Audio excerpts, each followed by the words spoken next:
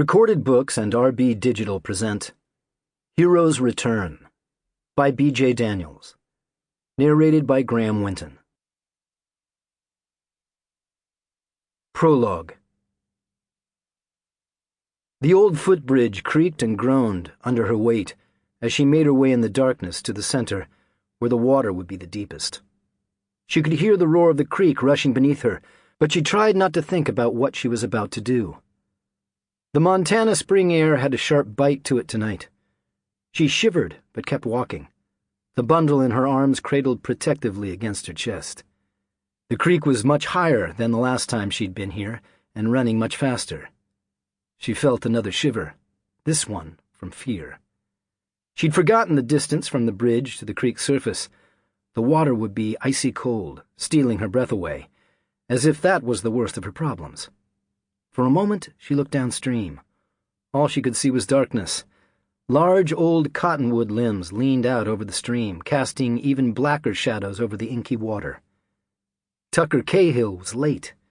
Maybe he wasn't coming. She wished he wouldn't, but she knew this cowboy. He'd come. They always did. Reaching the middle of the bridge, she stopped to wait. The wind was strong here. It swept her long blonde hair into her eyes, but she didn't dare let go of the bundle in her arms to brush it aside. Instead, she stood, buffeted by the tempest of her emotions more than the rising gale. She knew that if she wasn't careful, she could lose her balance and be pitched into the water below before it was time. There was no railing on the footbridge. One misstep and she would be over the side, falling for what would seem like forever before she struck the powerful current and was swept away. She glanced toward the opposite end of the bridge.